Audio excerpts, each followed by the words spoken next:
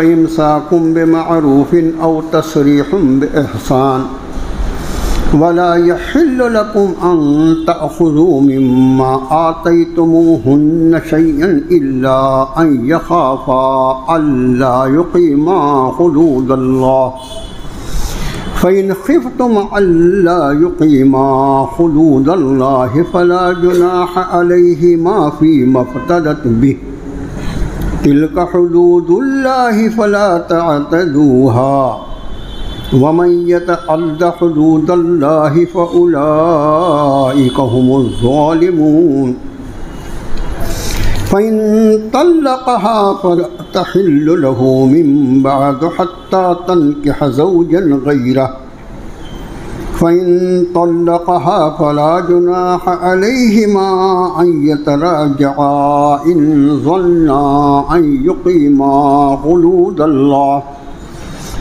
وتلك حدود الله يبينها لقوم يعلمون وإذا طلقتم النساء فبلغن أجلهن فأمسكوهن بمعروف أو سرحوهن بمعروف ولا تمسكوهن ضرارا لتعتدوا ومن يفعل ذلك فقد ظلم نفسه ولا تتخذوا آيات الله هزوا واذكروا نعمة الله عليكم وما أنزل عليكم من الكتاب والحكمة يعظكم به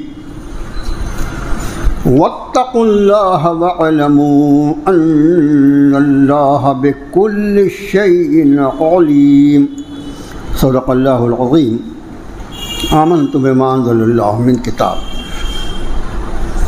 قرآن پاک کے دوسرے پارے میں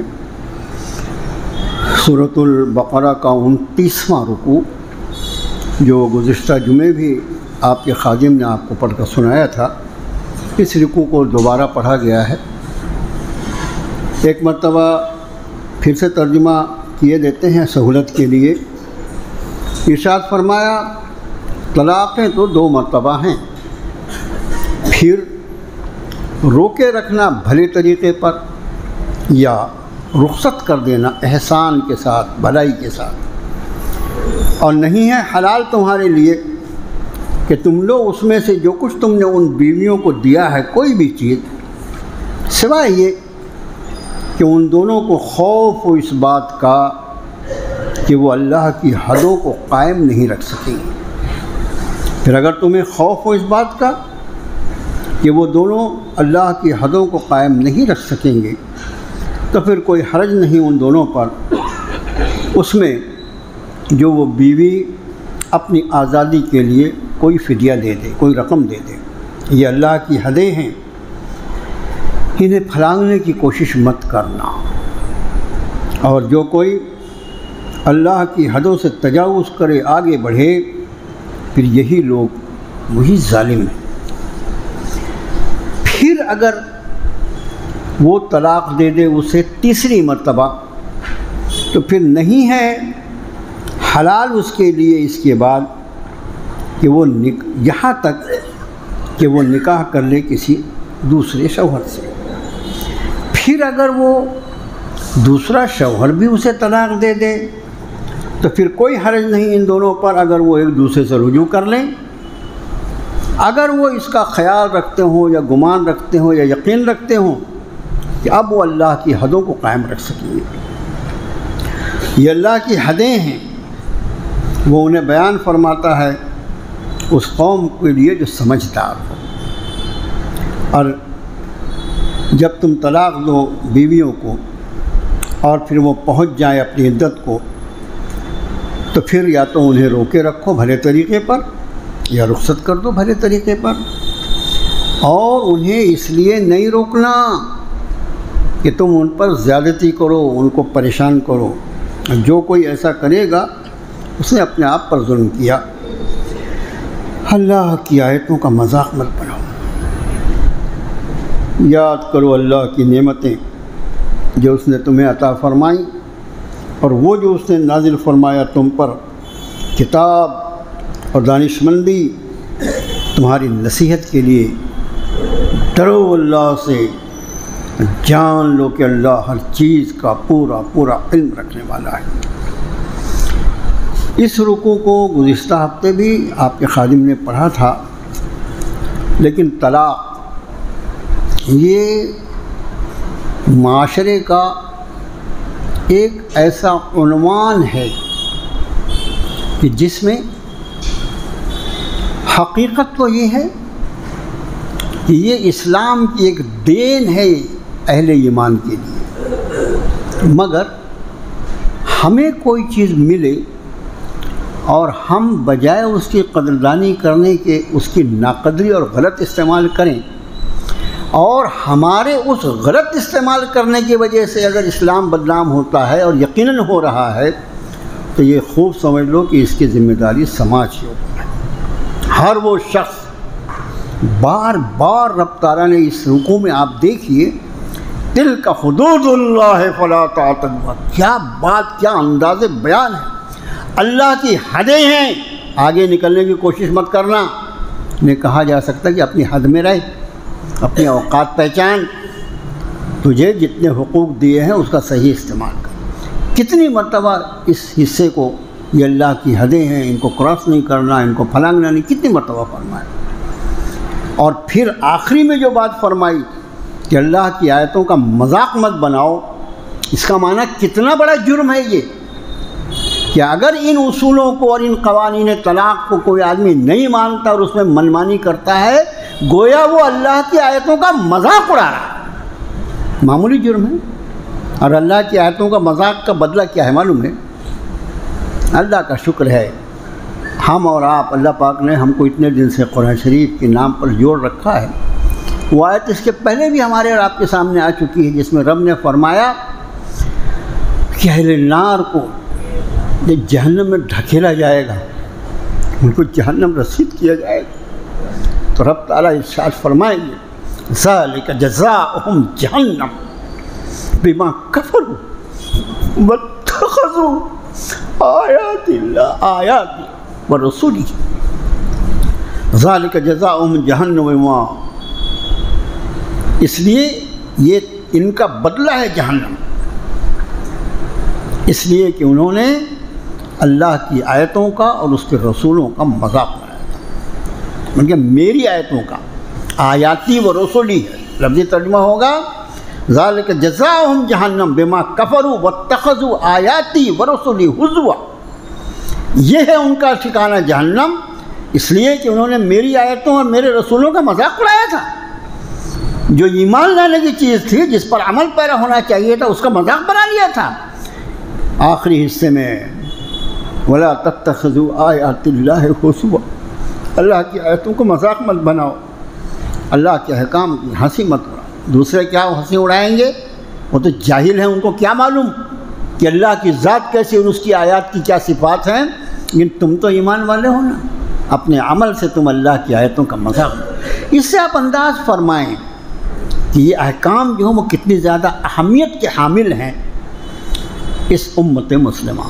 لیکن میرے بھائیو، ہمارا جو بہت بڑا عیب، یا میں کہہ سکتا ہوں سب سے بڑا عیب جو ہے، وہ ہے ہماری اسلام سے بیگانگی۔ مسلمان ہیں، اسلام کیا ہے؟ نہیں، اسلام کیا ہے؟ اسلام کے قوانین کیا ہیں؟ نہیں معلوم۔ اور کیسے معلوم ہوگا؟ ارے اسلام تو اللہ کی کتاب میں ہے نا، اسلام تو جناب محمد الرسول اللہ صلی اللہ علیہ وسلم کے ارشادات میں ہے نا۔ جب ان دونوں سے ہمارا تعلق ہوگا تب تو کھلے گا ہم پر اسلام کیا ہے۔ ہم تو روایتی مذہب، روایتی اسلام پہ ماننے والے ہیں، ہم اس لیے مسلمان ہیں کہ ہمارے اماں ابا بھی مسلمان ہیں۔ اب اللہ نے اتنی بڑی نعمت عطا فرمائی اور ہم یہ معلوم کرنے کی کوشش نہ کریں کہ کیا دین اللہ نے دیا، کیا ہماری بدنصیبی۔ گزشتہ ہفتے جو مضمون چل رہا تھا وہ یہ تھا، یہ تو سورۃ البقرہ ہے، اس میں طلاق کے احکام بڑی تفصیل سے آگے چلتا رہے گا مضمون۔ سورہ نساء میں، نساء کہتی ہے عورتوں کو ہے، ایک ایسی صورت شریفہ جو عورتوں کے نام پر الگ ہے، یہ بھی عورتوں کی ایک فضیلت ہے۔ اس میں میاں بیوی کے تعلقات، کیونکہ بہت نازک تعلقات ہوتے ہیں، اور جو بات میں نے پچھلے درس میں عرض کیا تھا کہ چونکہ یہ رشتہ اس زمین پر بنایا جاتا ہے، اس لیے اکیلا رشتہ ہے کہ حالات کے غیر ہو جانے کی وجہ سے، حالات کے قابو کے باہر ہو جانے کی وجہ سے اس رشتے کو توڑنے کی گنجائش ہے۔ اور یہ رشتہ توڑ دینا، کیسے حالات ہونے چاہیے، کب اس کا استعمال کرنا چاہیے، اس کی حدود ہیں، ہنسی مذاق نہیں ہے وہ۔ تو میاں بیوی کے تعلقات کو، میاں اور بیوی کے تعلقات کی عمر دیکھیے کتنی رہتی ہے، 50 سال، 60 سال، 70 سال، کتنا لمبا زمانہ ہوتا ہے۔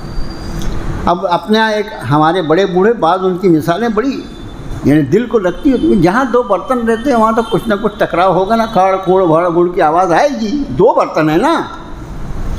تو اب دونوں جو ہیں انسان ہیں، دونوں کے جذبات ہیں، دونوں کی سوچ ہے، دونوں کا علم الگ الگ ہے، دونوں کا تجربہ الگ الگ ہے، دونوں کے خاندان بھی الگ الگ ہے، میاں بیوی الگ الگ خاندان سے ہوتے ہیں نا، تو سوچ میں فرق رہے گا، تو کچھ کبھی نہ کبھی تو ہڑم تڑم جس کو بولتے ہیں ہمارے یہاں ہوتی رہے گی۔ ایسے حال میں قرآن شریف نے ان کی رہنمائی فرمائی، اور وہ اللہ کی کتاب جو ہماری دنیا اور آخرت دونوں زندگیوں کو پر نور بنانے کی ضمانت دیتا ہے، کامیابی کی ضمانت دیتا ہے۔ یہ کیسے ہو سکتا تھا کہ اللہ کی کتاب میں اس نازک رشتے کو سنوارنے اور اس میں کبھی کوئی خرابی آ جائے تو اس کی درستگی کا طریقہ نہ بتایا گیا۔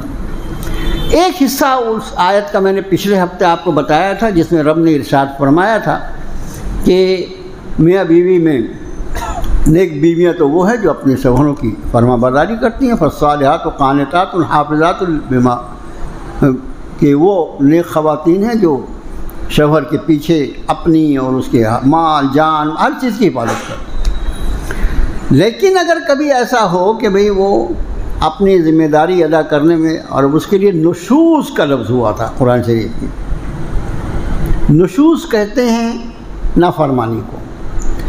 جب تک فرما برداری کا ماحول رہے گا تو کوئی دل دکھنے کا سوال ہی نہیں ہے، جب نافرمانی کا ماحول آ جائے پھر رب نے فرمایا تھا کہ فیض سمجھاؤ اس کو سمجھا بھائی، تقریر کر، اس پر واز کرنا، ساری دنیا میں واز کرتا ہے، اس پہ بھی واز کر، سمجھاؤ اس کو۔ اچھا، سمجھانا جو ہے، سمجھانے کا بھی ایک طریقہ ہے میرے بھائی۔ میں آپ کو عرض کروں، نرمی سے کوئی بات کی جائے تو نرمی والی بات آدمی پر اثر کرتی ہے، لیکن آپ بھلی بات بھی اگر سخت لہجے میں کہیں گے تو ہر چل کے آپ اس کو بھلی بات کہہ رہے ہیں لیکن سامنے والے پر اس کا اثر نہیں ہو، اس لیے سب سے پہلے نرم لہجہ۔ اچھا، واز لفظ جو ہے نا، واز کا مطلب ہی نصیحت ہوتا ہے، یعنی سامنے والے کے لیے ہم اس کی خیرخواہی کر رہے ہیں، ہم اس کی بھلائی چاہتے ہیں، اس کی بھلائی چاہتے ہیں تو وہ انداز اختیار کرو جو آدمی کو دکھے کہ یہ میری بھلائی چاہنے والا ہے۔ ایک کوئی شخص آیا اور ہم اس کو دعا دے رہے ہیں، اللہ تجھے حج کی مبارک، تو حج کی دعا دے رہے ہو، ٹھیک سے بول رہے ہیں یار، اللہ تجھے حج کی توفیق عطا فرمائے، ایسا ڈانٹے جیسا تو وہ آدمی رہندے اپنی دعا دعا دے رہا ہے کہ گالے دے رہے ہیں مجھے، حالانکہ ہم دعا دے رہے ہیں، اللہ تجھے حج کی توفیق عطا فرمائے، دھیرے بولنا ہے یار، اتنا کا کوئی چلا رہا ہے، آپ سمجھے؟ تو بیوی پر واز کہنے میں پہلا حصہ جو ہے وہ ہے فیضوہن، اسے نصیحت کرو، وہجروہن فی المضاجع، ان کو ان کی خوابگاہوں میں اکیلا چھوڑ دو۔ اکیلا چھوڑ دو مطلب بھاگ نہیں جانا گھر سے، گھر میں رہنا تاکہ وہ اپنی غلطی کا احساس کر کے آپ کو منا لے۔ یعنی اس میں دیکھیے کتنی رومانیت ہے، گھر میں رہے، بیوی کو احساس ہوگا کہ بھئی میرا شوہر مجھے باہر کیوں سویا ہے بیڈ روم سے۔ وہ کبھی بھی ایک سمجھدار اور نیک خاتون جو ہے، ہو جاتی ہے غلطی بھائی، لیکن اس کو کبھی وہ اس پہ اڑی نہیں رہے گی، انشاءاللہ بالکل وہ رات کے کسی نہیں، کیسا آپ یہاں آرام چل اندر چلیے۔ تو فرمائے وہجروہن فی المضاجع واضربوہن، پھر ہلکی مار بھی، ہلکی ضرب بھی لگائی جا سکتی ہے، اس کی میں نے تشریح بتایا تھا۔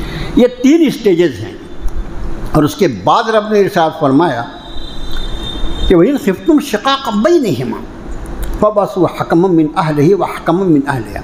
اب اس کے بعد بھی بار بار سمجھانے کے بعد عورتیں جو ہوتی ہیں، جیسے ہمارے ابھی ہم کم اڑیل باز رہتے ہیں کہ آدمی اپنی کیا زبردستی تعریف کرنے کی، کم اڑیل رہتے ہیں آدمی، اس میں بھی کبھی کبھی اڑیل پن آ جاتا ہے، نہیں مانتی، بڑی بھی ایک آدھ ہاتھ تو بھی نہیں مانتی، کبھی کبھی یہ ہزاروں لاکھوں میں ایک آدھ خاتون ہے۔ فرمایا فَإِن خِفْتُمْ شِقَاقَ بَيْنِهِمَا فَبَعَثُوا حَكَمًا مِّنْ أَهْلِهِ وَحَكَمًا مِّنْ أَهْلِهَا۔ اب اس کے بعد بھی تم کو اب وَإِن خِفْتُمْ، اگر تمہیں خوف ہو، تم یعنی کون؟ میں اور آپ، یہ پورا سماج، یہ سماج جو ہے یہ تماشا دیکھنے کے لیے نہیں ہے۔ میرے پڑوس میں، میرے محلے میں، میرے رشتہ داروں میں کوئی بیٹی اور کوئی بیٹے کا معاملہ آتا ہے تو وہ میری بیٹی ہے، میرا بیٹا ہے، یہ درد کیوں نہیں ہے میرے اندر؟ کیسا رسول اللہ کا امتی ہوں کہ مجھے اپنی قوم کی بیٹی اور بیٹوں کا درد نہیں ہوتا؟ فرمایا خف تم جو ہے یہ جمع کا صیغہ ہے، یہاں تو لغت کے جاننے والے بیٹھے ہیں الحمدللہ، الٹا سیدھا ترجمہ جو مولانا صاحب کائے کا ترجمہ کر رہے ہیں آپ۔ وَإِن خِفْتُمْ شِقَاقَ بَيْنِهِمَا، اگر تمہیں دونوں میں کھچاؤ کا خوف ہو تو فَبَعَثُوا حَكَمًا مِّنْ أَهْلِهِ وَحَكَمًا مِّنْ أَهْلِهَا، پھر ایسا کرو ایک حکم بیوی کی طرف سے اور ایک حکم شوہر کی طرف سے مقرر۔ ہمارے یہاں پنچایت بلائی جاتی ہے، ہمارے مولانا سراج صاحب اگر آئے ہوں بیچارے، اور آپ کے تو بہت اس کا رواج ہے، ہمارے ابھی کسی زمانے میں تھا تھوڑا کم ہوا، پنچایت بلائی جا رہی ہے، فلانے کی لڑکی بیٹھی ہے، فلانے کا لڑکا بیٹھا ہے یا کھڑا ہے، جو بھی ہے، اب پنچایت ہوگی۔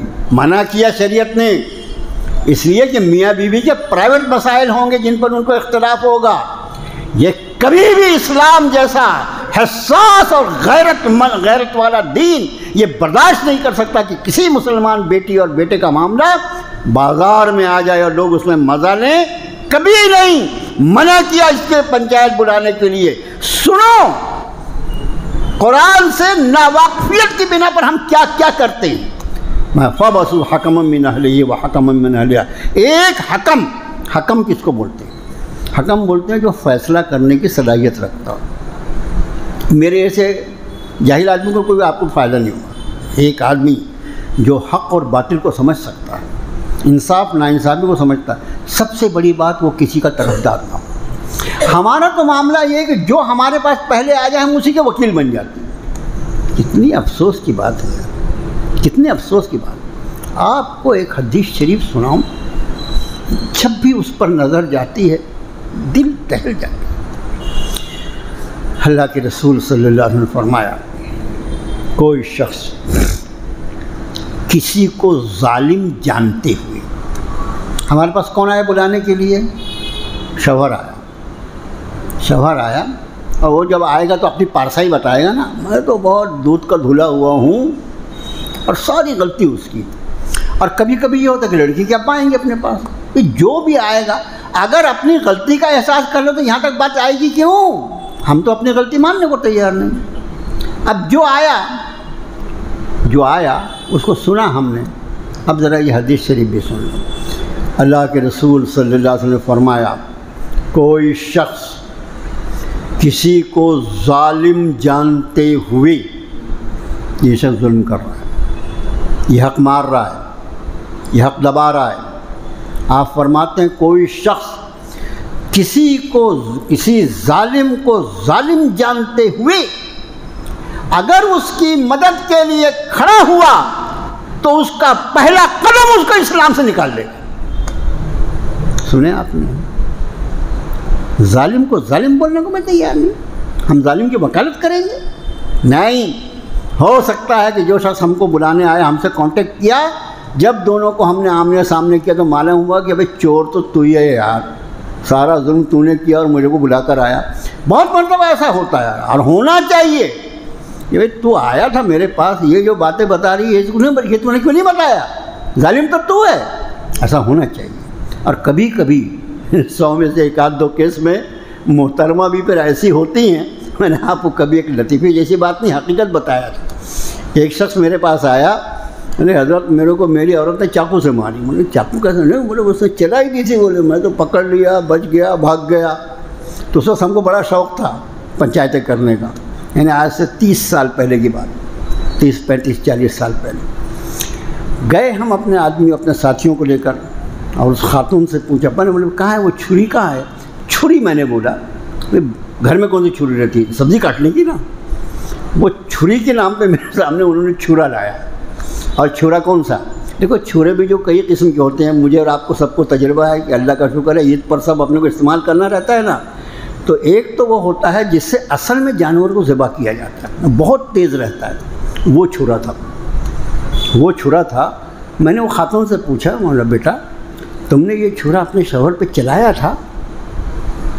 اچھا ظاہر ہے مجھے دیکھ کر وہ پردے کی اوٹ میں ہو گئی تھی، لیکن میں نے پردے کی اوٹ سے بیٹا تم نے چلایا تھا یہ چھرا؟ ہاں میں نے چلائی تھی۔ بولے کیوں چلائے تھے بیٹا؟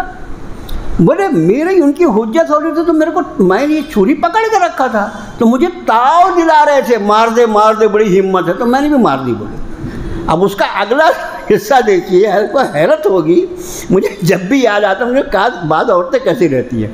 میں نے اس سے پوچھا، بولا بیٹا وہ تم نے مارے، اگر یہ اس کے پیٹ میں لگ جاتا تو کیا ہوتا؟ اس کا جواب تھا میں بیوہ ہو جاتی، یعنی بیوہ ہونے تک کی تیاری۔ تو ایسا بھی یہ لیکن بہت ریئر کے کبھی کبھار ہوتا ہے۔ تو قرآن نے کہا ایک حکم مرد کی طرف سے ایک حکم عورت کی طرف سے مقرر کرو۔ اس کے بعد کی جو بات ان یریدا اصلاح یوفق اللہ بینہما، اگر ان دونوں کا ارادہ اصلاح کا ہوگا نا تو اللہ تعالیٰ موافقت کی حالات پیدا کر دیں۔ کون دونوں؟ ان یریدا اصلاح یوفق اللہ بینہما، اگر دونوں کا ارادہ اصلاح کا ہوگا۔ مفسرین نے بڑی پیاری بات لکھی، ہمارے یہ تثنیہ کا صیغہ ہے، یہ دونوں سے مراد میاں بیوی بھی ہے۔ ارے پہلے ان کا ارادہ تو ہو، بیوی کا ارادہ رہنے کا ہو، شوہر کا ارادہ رکھنے کا ہو۔ وہی اگر ٹھان کے رکھا ہے کہ مجھ کو رکھنا نہیں ہے تو کیا کر لیں گے آپ؟ تو قرآن نے جو فرمایا ان دونوں کا ارادہ اگر اصلاح کا ہوگا، حالات کو درست کرنے کا ہوگا تو اللہ تعالیٰ موافقت کے راستے پیدا فرما دیں گے۔ لیکن مفسرین کہتے ہیں اس یریدا کا دوسرا ترجمہ یہ بھی ہو سکتا ہے کہ وہ دونوں جو پنتھ ہیں، ایک حکم ادھر سے ایک حکم ادھر سے، اگر ان کا ارادہ اصلاح کا ہوگا اور میل ملاپ کا ہوگا تو اللہ تعالیٰ ملاپ کے راستے نکال دیں گے۔ ہماری نیتوں کے بھی تو اثر پڑتے ہیں نا بھائی۔ انما الاعمال بالنیات کیا ہے؟ حدیث شریف کیا ہے؟ ارے سارے اعمال کی جڑ ہے وہ حدیث شریف۔ تو یہ خوب سے یاد رکھو۔ اب یہ ہوا، یہ بات نہیں بنی، اور اس کے بعد اب بس یہ اتنا ہی ہے یہاں سورہ نساء میں۔ اس کے بعد طلاق کے مسائل وہاں نہیں بیان، طلاق کے مسائل یہاں بیان فرمائے سورہ بقرہ میں۔ تو میں نے پچھلے درس میں ایک بات عرض کیا تھا، ورنہ کوئی اتنا سا کیسٹ لے لے اور مولانا نے کہا کہ طلاق کے پہلے یہ سب کرنا ضروری ہے۔ بالکل ضروری نہیں۔ ایک شریف آدمی کی شرافت کا تقاضا ہے، وہ تو سارے اصول جو سورہ نساء میں اللہ نے بیان فرمائے، وہ ہر شریف آدمی جس کے گھر میں میاں بیوی کا کوئی معاملہ ہو اس کے لیے وہ سارے حل بتائیں۔ اور ظاہر ہے کہ جب یہ سارے اصول اختیار کیے جائیں گے تو گھر میں کوئی انشاءاللہ ایسا حال آ جائے گا۔ لیکن اب جیسا میں نے آپ کو بتایا کہ ہزاروں لاکھوں میں کوئی ایک آدھ کیس ایسا ہو سکتا ہے کہ بات آگے نہیں بڑھ سکتی۔ میں نے پچھلے درس میں ایک بات عرض کیا تھا کہ سرجری یعنی جسم کا کوئی حصہ کاٹ کے نکال دینا، کوئی معمولی بات ہے۔ کوئی چاہتا ہے ارے بھائی خالی بال کاٹتا ہے آدمی، ناخن کاٹتا ہے، اس کے علاوہ کچھ کاٹتا ہے کہ بدن کا، اس کی حفاظت کرتا ہے اور کرنا چاہیے۔ لیکن اگر خدا نخواستہ جسم کا کوئی حصہ اس طرح متاثر ہو جائے کہ اب اگر اس کو بچانے کی کوشش کی جائے گی تو پورا جسم ضائع ہو جائے گا، تو پھر آدمی خود جا کے ڈاکٹر کو بولتا ہے اس کو کاٹ بھی دو، اس کے پیسے کتنے لوں گے یہ بھی بتا دو، یعنی جسم کا حصہ بھی کاٹ لو اب پیسے بھی لے لو بابا جلدی سے کاٹو۔ یہ جو ہے یہ عین قانون فطرت ہے۔ تو ہزاروں کیسز میں میاں بیوی کے کوئی معاملہ کہیں ایسا آ جاتا ہے کہ میاں بیوی کے دماغ میں اتنا فرق ہے کہ کسی طرح وہ زندگی گزر نہیں ہو سکتی۔ اگر اس زندگی کی گاڑی کو سماج آگے دھکیلنے کی کوشش کرے گا تو آج جھگڑا چھوٹا ہے، آنے والے کل میں ایک بڑا فساد ہو جائے گا، دو خاندان آپس میں ٹکرا جائیں گے اور خدا جانے کیا نتیجہ نکلے۔ ایسی حالت میں اب اس کو طلاق کی اجازت۔ یہ طلاق اور نکاح دونوں کے بارے میں ایک بات یاد رکھو، 4 عورتوں کی اجازت ہے، 2 طلاق کی اجازت ہے۔ 4 عورتوں پر شریعت اسلامی نے، قرآن نے 4 عورتوں پر اس کو مقید کر دیا۔ حد بندی کر دی. جس ماحول میں قرآن نازل ہوا وہاں ایک آدمی کے عورتوں کی کوئی حد مقرر نہیں تھی. وہ 10 نکاح کرے کہ 50 نکاح کرے کہ 100 نکاح کرے، کوئی اس کو روکنے والا نہیں تھا. ایسا سماج تھا. شریعت اسلامی نے زیادہ سے زیادہ 4 کی حد مقرر. اب جس کو یہ معلوم ہی نہیں کہ جس حال میں قرآن نازل ہوا وہاں کیسا معاشرہ تھا، ارے 4 کی اجازت دے دی.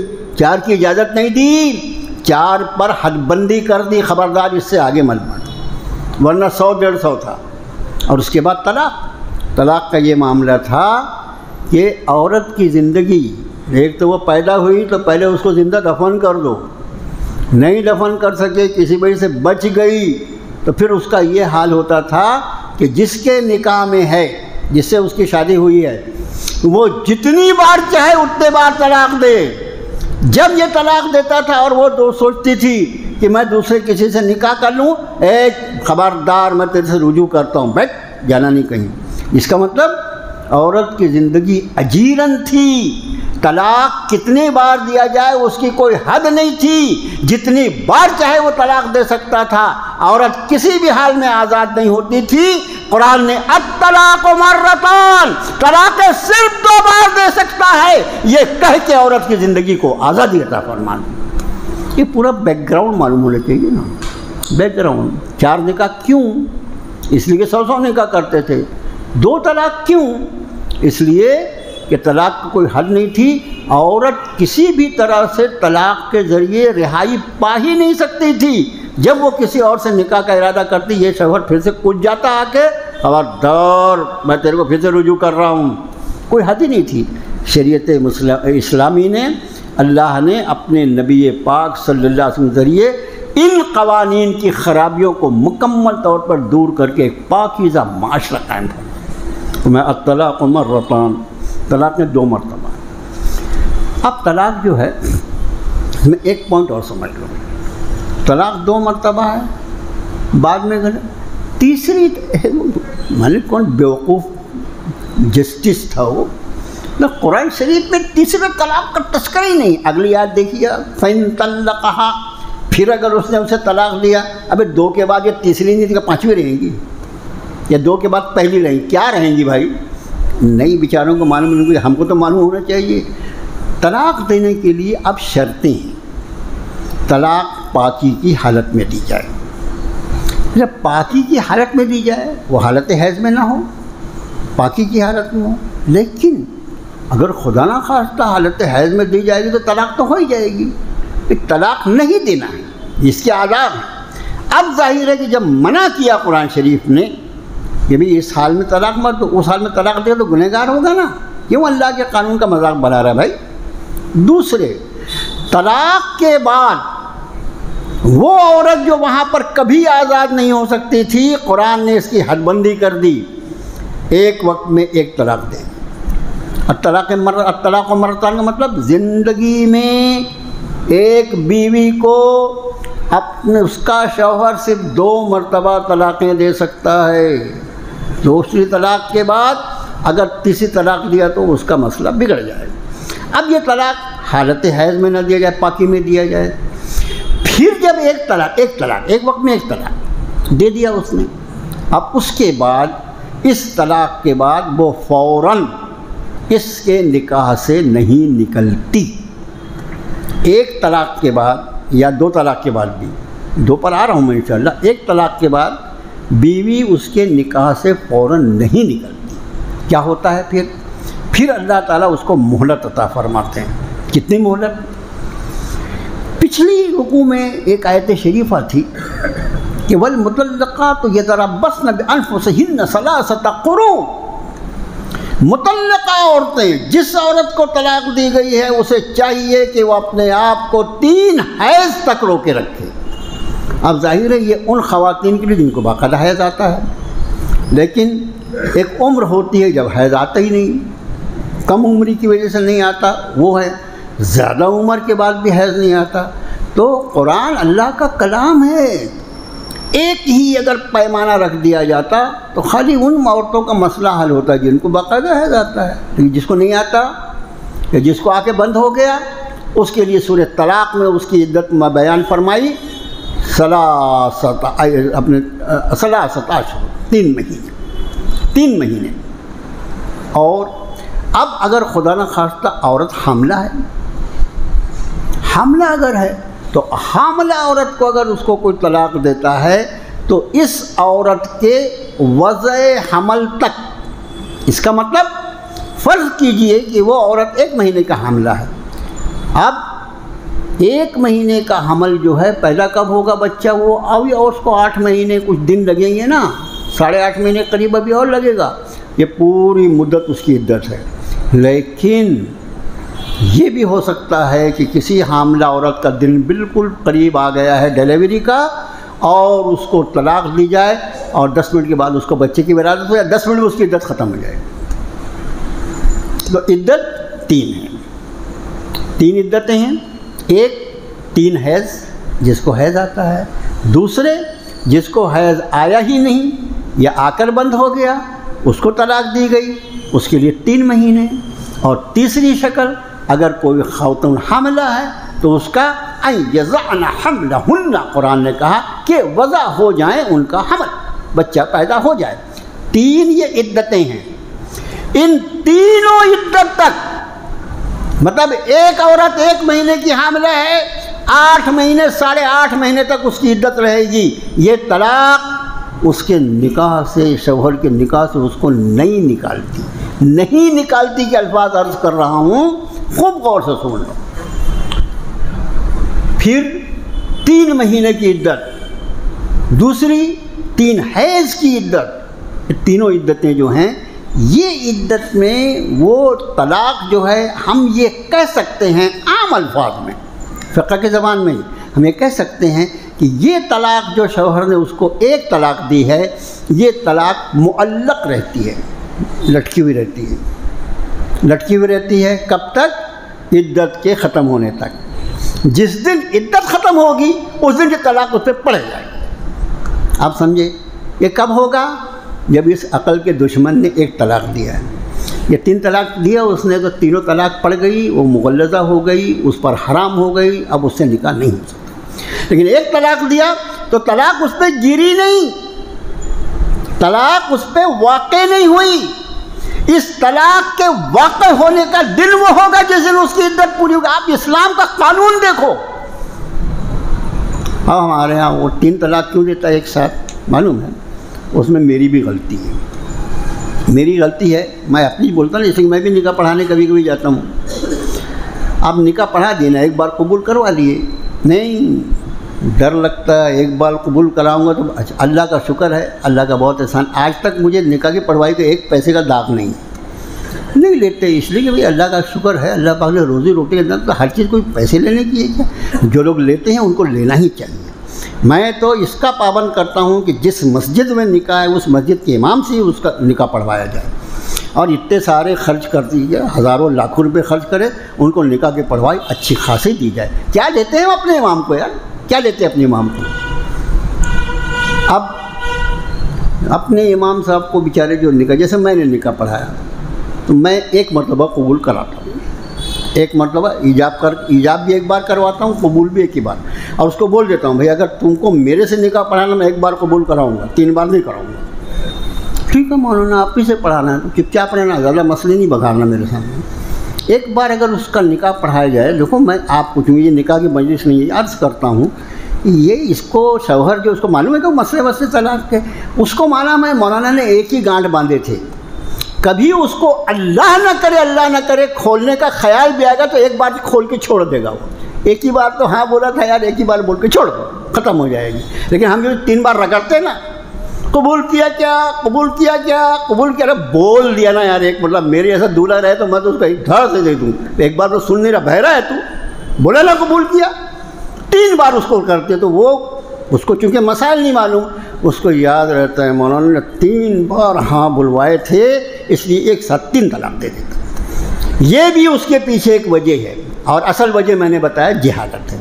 تو میرے بھائیوں، اب یہ پوری عدت، ایک شخص نے اپنی بیوی کو طلاق دے دیا، اب طلاق و مرتان میں سے طلاق 2 مرتبہ پہلی طلاق اس نے دے دیا، عدت کی پوری مدت اس کو، چونکہ ابھی اس پر طلاق پڑی نہیں ہے، اس ایک طلاق کے بعد بیوی اسی کے گھر میں رہے گی، دوسرے اس شوہر کو اس بات کی اجازت ہوگی کہ یہ پوری عدت میں جب چاہے اس سے رجوع کر لے، اس لیے اس ایک طلاق کو طلاق رجعی کہا جاتا ہے، اس لیے وہ رجوع کر سکتا ہے، اور اس دوران عورت اسی کے گھر میں رہے گی، ابھی بھاگے گی جائے گی کہاں، اس کو رجوع کا اختیار ہے نا، ابھی طلاق پڑی تھوڑی ہے اس پر۔ اور اس کے ساتھ ہی شریعت نے عورت کو حکم دیا بہت زیادہ بناؤ سنگار کرے۔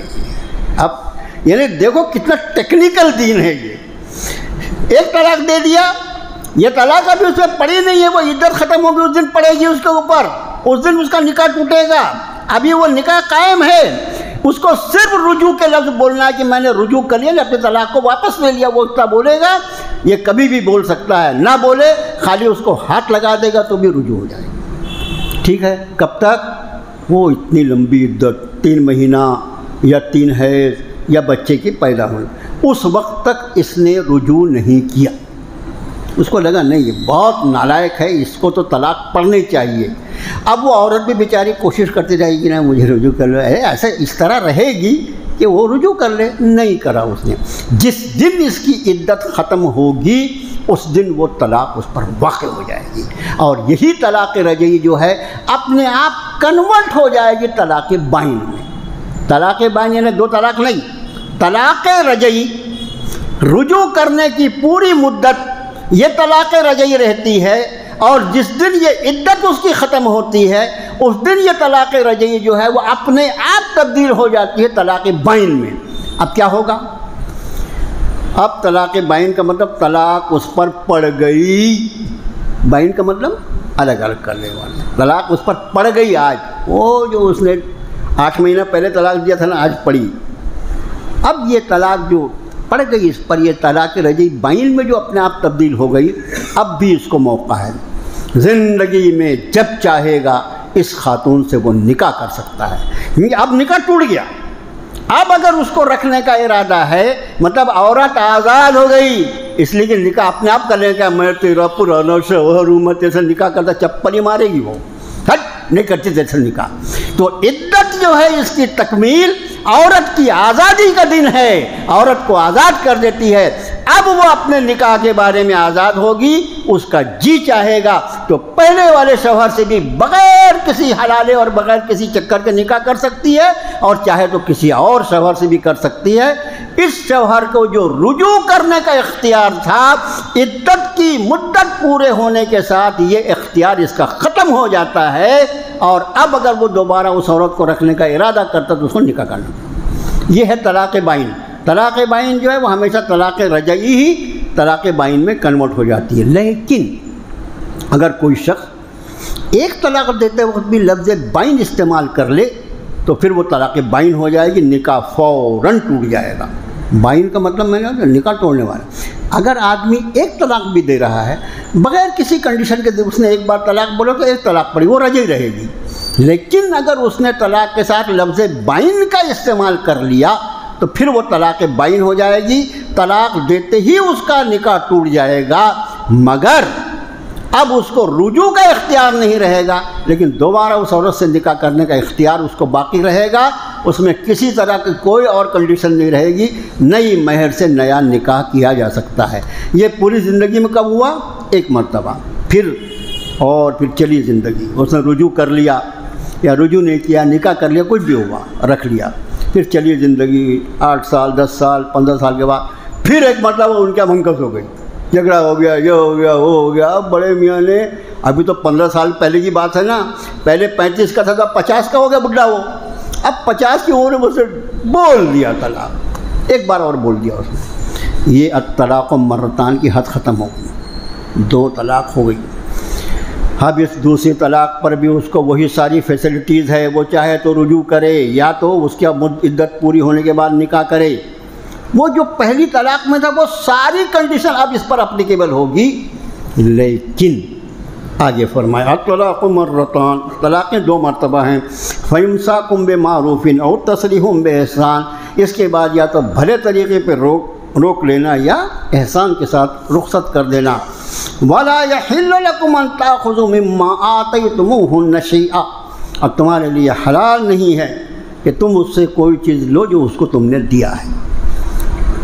کوئی چیز جب دیا تھا تو بیوی تھی نا، ارے بیوی کو کوئی چیز دے کے آدمی واپس لے، اس سے بڑھ کے ہلکٹ پن کچھ ہو سکتا ہے؟ ہم ایک دوسرے کو تحفے تحائف دیں اور اللہ نہ کرے کبھی معاملات خراب ہو جائے تو اپنا تحفہ واپس لیتے کیا؟ میں نے تم کو پین دیا تھا، میرا پین دو والا۔ آدمی اگر ایسا بولے تو حدیث شریف میں کیا فرمایا معلوم ہے؟ تھوک کے چاٹنا، حدیث شریف کے الفاظ، تھوک کے چاٹنا نہیں، دے دیا دے دیا۔ بیوی کو جو کچھ دیا، جب دیا تو بیوی تھی نا، اب طلاق کے بعد جب وہ اس طلاق پوری ہو گئی، طلاق بائن پڑ گئی، اس کو گھر سے رخصت کر رہا ہے، اور میں نے کپڑے سلایا تھا، یہ کپڑے میرے ہیں، یہ زیور میرا ہے، کیا ہلکٹ پن کرتا ہے؟ جو کچھ دیا بیوی کو دیا تھا کچھ واپس نہیں لینا۔ قرآن نے فرمایا وَلَا يَحِلُّ لَكُمْ أَن تَأْخُذُوا مِمَّا آتَيْتُمُوهُنَّ شَيْئًا، انہیں کوئی بھی چیز دیا ہے اسے واپس لینا تمہارے لیے حلال نہیں، الا مگر یہ کہ ان يخافا الا يقيما حدود اللہ، کہ تم ان دونوں کو ڈر ہو کہ وہ اللہ کی حدیں قائم نہ۔ یہاں سے جو مسئلہ شروع ہو رہا ہے اس کو کہا جاتا ہے، دیکھو ایک ہے طلاق، طلاق کون دیتا ہے؟ آدمی دیتا ہے۔ کبھی کبھی حالات ایسے آ جاتے ہیں کہ آدمی انتہائی نالائق ہوتا ہے، ایک نمبر کا علال، کام ہی نہیں کرتا، بلکہ اس کو بولتا ہے جب سسرال اپنے میکے سے پیسہ لا، یہ کر وہ کر، پریشان کرتا ہے۔ اب یہ نکاح، یہ عورت بیچاری پریشان کب تک برداشت کرے گی؟ بھائی عورت کو اپنی شوہر کو اپنی ذمہ داری ادا کرنا چاہیے نا، نہیں کرتا وہ۔ اور حلال ہے نا، ڈر لگتا ہے اگر طلاق دے دے گا اس کو تو اس کی عدت کی رقم دینا پڑے گا، اس کی مہر بھی دبا کے بیٹھا ہے، مہر بھی دینا پڑے گا، اس کا جہیز جو لایا سب پورا ٹرک بھر کے وہ بھی واپس کرنا پڑے، طلاق بھی نہیں دے رہا ہے۔ ایسی صورت میں یہ خاتون کیا کرے؟ ایسی صورت میں کیا کرے؟ ایسی صورت میں یہ عورت جو ہے، ایسا نہیں کہ وہ شوہر طلاق دیتا تو عورت ہی دھڑا دھڑ طلاق دے دے، جا رے میرے آدمی میں نے تیرے کو طلاق دے دیا۔ اچھا اگر عورت کو حق رہتا نا، میرا آپ کا سب کا معاملہ ختم ہو گیا ہوتا ابھی تک، سمجھے کہ اللہ کا احسان ہے کہ اس کو حق، پھٹ سے گرم ہو جاتی ہے، اب بیچاری پھٹ سے ٹھنڈی ہو جاتی ہے، اس کو اختیار نہیں ہے۔ اب کیا کرے وہ؟ اس کے لیے پنچ ہے، سماج کی بڑی ذمہ داری ہے۔ ایک شوہر اپنی بیوی کے حقوق ادا نہیں کر رہا ہے، اس کو طلاق بھی نہیں دے رہا ہے، تو سماج کو بیچ میں آنا چاہیے۔ ارے بھائی سیدھے سے اس کو رکھنا یار، بیوی جیسے معروف کیسے طریقے پہ رکھنا، نہیں رکھتا، میرے سے نہیں ہوتا کام، چھوڑ دے بیچاری کو، اللہ تعالیٰ اس کا کوئی اور راستہ نکال دے گا، چھوڑوں گا بھی نہیں۔ ارے واہ، اس لیے کہ شوہر ہوں نا، طلاق کا حق میرے پاس ہے، نہیں چھوڑوں گا۔ اور ہماری زبان میں معلوم ہے، ہماری اور آپ کی زبان میں لٹکا کے رکھ دوں گا، ہے لٹکا کے رکھ دوں گا، یعنی جیسے معاذ اللہ اس زندگی کا یہ مالک ہو گیا۔ ایسی حالت میں عورت کو اللہ تعالیٰ اجازت دے رہے ہیں کہ اگر انہیں اس بات کا خوف ہو کہ وہ ایک دوسرے کے حقوق کو نہیں ادا کر سکیں گے، اللہ کی حدوں کو، تو ایسی حالت میں کوئی حرج نہیں ہے، فلا جناح علیہما فی مفتدت بہ، عورت کچھ دے دلا کر اپنے آپ کو چھڑا لے، اس کو خلا کہتے ہیں۔ کیا کہتے ہیں؟ خلا۔ نہیں، عورت کو طلاق کا حق نہیں ہے، بالکل عورت کو حق ہے، یہ خلا ہے۔ اب اس خلا میں کیونکہ یہ آدمی لالچی ہے، اس نے مہر دے دیا تھا، ابھی ٹھیک ہے بابا مہر میں یہ زیور دیے تھے، میں تمہارا زیور واپس کرتی ہوں، میرے کو چھوڑ دو، میرے کو طلاق دے دو۔ وہ لالچی مان لے گا، جان لو جا رہی ہے نا، اس کا زیور تو آ رہا ہے۔ ایسا کچھ ہوا کہ اس کو خلا کہتے ہیں۔ خلا جو ہے یہ عورت مانگتی ہے، اس کو بعض لوگ اس کو آسان بنا کے خریدی ہوئی طلاق بھی بولتے ہیں کہ بھی اس کے بدلے عورت کچھ دے دے، مہر معاف کر دے، اگر ابھی نہیں دیا ہے، مہر دے دیا ہے تو اس کو واپس کر دے، اس طرح کو خلا کہا جاتا ہے۔ اور یہ کام جو ہے یہ سماج کروا سکتا ہے، کوئی بھی عالم کو بٹھا لیا گیا، صاحب ان کا خلا کروانا ہے، جیسے طلاق کا مضمون ہوتا ہے ویسے خلا کا بھی مضمون ہوتا ہے۔ اس سے بھی اچھا ہمارے ہاں تو ماشاءاللہ کیا ہے کہ شرعی عدالت ہے، آپ نے دارالقضاء وہاں چلے گئے، وہ اس کے بعد تیسری بات اور بھی خیال رکھو کہ اگر یہ شوہر نالائق طلاق بھی نہیں دیتا اور خلا کو بھی راضی نہیں ہے تو تیسری چیز ہے فسخ نکاح. یہاں پر اس کا حکم نہیں ہے. فسخ نکاح کس کو بولتے ہیں؟ قاضی شریعت اس آدمی کے ذریعے عورت پر کیے جانے والے ظلم کو رفع کرنے کے لیے اپنا حکم نافذ کر سکتا ہے کہ چونکہ یہ ظالم ہے اور ایک مومن خاتون جو ہے وہ اس کے ظلم کے نیچے دبی ہوئی ہے اور یہ نہ طلاق دے رہا ہے نہ خلا کی اجازت دے رہا ہے، اس لیے میں قاضی شریعت کی حیثیت سے ان دونوں کے نکاح کو فسخ کرتا ہوں، نکاح توڑتا ہوں. قاضی شریعت کا یہ حکم چلے گا قلم، دونوں کا نکاح ٹوٹ جائے گا. یعنی وہ لٹکا دینے والا زمانہ ختم ہو گیا. جب تک کب تک لٹکاتے تھے؟ جب تک لوگوں کو معلوم نہیں تھا احکام شریعت. میرے بھائیوں، عورت جو ہے وہ کوئی یعنی زرخرید غلام اور کنیز نہیں ہے، وہ اس کے حقوق اللہ نے مقرر کیے ہیں. یہ ہے طلاق کے مسائل. اب آگے کی آیت میں قرآن فرماتا ہے کہ فَإِن طَلَّقَهَا فَلَا تَحِلُّ لَهُ مِن بَعْدُ حَتَّى تَنكِحَ زَوْجًا غَيْرَهُ. یہ دو طلاقیں زندگی میں جو اس کا حق تھا اس نے اختیار کر لیا، استعمال کر لیا. اب اگر کبھی تیسری طلاق دیتا ہے تو اب تیسری طلاق کے بعد اس کے لیے جائز نہیں ہے، نہ اس تیسری طلاق کے بعد وہ بیوی کو رجوع کر سکتا، اور وہ طلاق بائن کی حالت میں جو نکاح کر سکتا تھا مہر کے ساتھ، اس کی بھی ابھی اس کو اجازت نہیں ہے. گویا تیسری طلاق جو ہے وہ طلاق ہے جس کو طلاق مغلظہ کہا جاتا ہے. طلاق رجعی خود بخود عدت کے بعد طلاق بائن میں کنورٹ ہوتی ہے. طلاق بائن 2 مرتبہ ہو سکتی ہے زندگی میں، اور یہ دوسری بار اگر تیسری مرتبہ اس نے اپنے طلاق کو استعمال کیا تو یہ طلاق مغلظہ ہوگی، نہ وہ اس کو رجوع کر سکے گا. جیسے ہی طلاق بولے گا پھٹ سے طلاق پڑ جائے گی، اور ایسی طلاق پڑے گی کہ کسی طرح یہ اس کو رجوع بھی نہیں کر سکتا، اس سے نکاح بھی نہیں کر سکتا. ہاں مگر ایک شکل ہے، وہ قرآن نے بیان فرمایا حتیٰ تنکح زوجا غیرہ. ایک شخص نے ایک بیوی کو تیسری طلاق دے دیا. اب تیسری طلاق کے بعد نہ رجوع کر سکتا نہ اس سے نکاح کر سکتا، مگر اس خاتون کا عدت کی گزارنے کے بعد کہیں اور نکاح ہوا، وہ اور جگہ نکاح ہوا، اور اس کے بعد اس کا جو شوہر تھا وہ بیچارے کا انتقال ہو گیا. شرط یہ ہے کہ دونوں کی مباشرت ہوئی ہو، یہ بھی شرط ہے حدیث شریف میں. اس کا انتقال ہو گیا. اب انتقال ہوا تو یہ بیوی، کیونکہ قرآن نے فرمایا حتیٰ تنکح زوجا غیرہ، یہاں تک کہ وہ نکاح کر لے کسی اور شوہر سے. اس کا دوسرے شوہر سے نکاح ہو چکا تھا، یہ حد پوری ہو گئی، یہ قانون پورا ہو گیا. اس لیے اب یہ عورت اس اپنے پہلے شوہر کے لیے حلال ہو سکتی ہے. کب؟ قدرتی طور پر اس کا شوہر مر جائے جہاں بعد میں نکاح ہوا تھا، یا وہ خدا نہ خواستہ اس کو طلاق دے دے، تو اس حالت میں یہ پہلے شوہر کے لیے حلال ہوگی. گویا یہ جو روایتی حلالہ ہوتا ہے ہمارے یہاں، جس پر ابھی پورا سپریم کورٹ ہل رہا ہے، یہ روایتی حلالے کی شریعت میں کوئی اجازت نہیں ہے. میں آپ کو ایک جملے پہ درس پورا کرتا ہوں، اس جملے کو یاد رکھو. حلالہ کیا نہیں جا سکتا. اگر کوئی حلالہ کرے تو اللہ کے رسول نے اس پہ لعنت فرمائی ہے.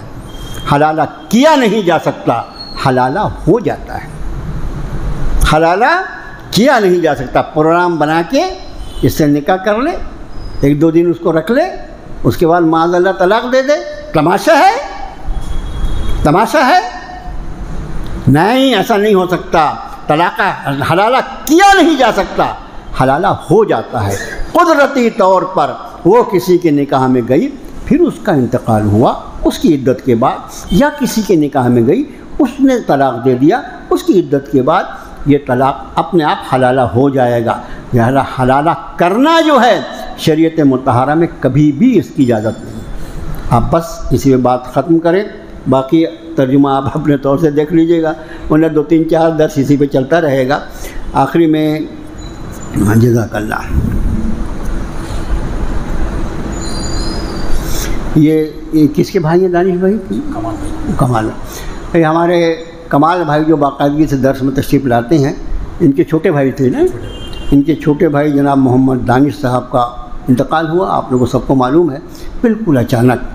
ہم اس نوجوان کے لیے دعا کرتے ہیں کہ اللہ تعالیٰ اپنی رحمتوں سے اور اپنی مغفرتوں سے اس کو ڈھانپ لے، اور اس کے لواحقین کو، اس کی بیوی صاحبہ بھی ہیں، بچے بھی ہیں، بھائی برادر یہ جو ہیں جس کو کیا، کس کے دل کو کیا دھکا لگا وہی محسوس کرتا ہے۔ ہم اللہ سے دعا کرتے ہیں ان کے لواحقین کو اللہ صبر جمیل عطا فرمائے۔ اسی طرح ہمارے حاجی عبدالوہاب صاحب جو مجلس تعلیم القرآن کے چیف ہیں، امیر ہیں، پچھلے اتوار کو ان کی والدہ صاحبہ کا انتقال ہو گیا، اتوار کے دن انتقال ہو گیا، اور 90 کے قریب تھیں بیچاری وہ، لیکن ماشاءاللہ ان کے سب پوتے پوتیاں جمع تھیں، ایک پوتے نے ان کو سورہ حاقہ سنایا، میں نے وفات کے آدھا گھنٹہ پہلے مجھے قرآن سنا، وہ پورا ماحول قرآن کا ہے، مجھے قرآن سنا، پوتے نے سورہ حاقہ سنایا، پھر پوتی نے ان کو کلمہ پڑھایا، سارے کلمے اللہ کی فضل، پورے کلمے انہوں نے پورے ہوش و حواس کے ساتھ، آواز کے ساتھ پڑھا، اور بس تھوڑی ہی دیر میں کلمے کے بعد ان کی روح اللہ کی بارگاہ میں قبول کر، یعنی جس کو کہتے ہیں قابل رشک موت۔ تو ہم ان دونوں ہی مرحومین کے لیے دعا کرتے ہیں، اللہ ان کی بال بال مغفرت فرمائے، ان کے لواحقین کو صبر جمیل عطا فرمائے۔ اور تیسرا اعلان یہ ہے آج کہ آپ لوگ جیسے آپ کے کلاسز چلتی ہیں، ماشاءاللہ ہمارے جو راغب صاحب ہیں، صادق صاحب، وہ اور ہمارے دوسرے ساتھی بڑی محنت کر رہے ہیں ماشاءاللہ، اس میں کلاسز جو چل رہی ہیں جس میں بہت سے لوگ لغت سیکھ رہے ہیں، اس میں ایک یہ تقاضا آیا ہمارے ناگپور میں کچھ لوگوں کی طرف سے کہ آن لائن کلاس شروع کی جائے، حالانکہ آن لائن یہ لوگ بھی لیتے ہیں کلاس، لیکن میرے اوپر ایسا کچھ زیادہ ہی پریشر آیا کہ نہیں آپ آن لائن کلاس شروع کیجئے، اور اس میں آن لائن 25-30 لوگوں کو ایک ساتھ پڑھاؤ، جتنے لوگ ہو سکتے ہیں۔ تو یہ آن لائن کلاس انشاءاللہ ہم 21 اگست سے اللہ کا نام لے کے شروع کریں گے۔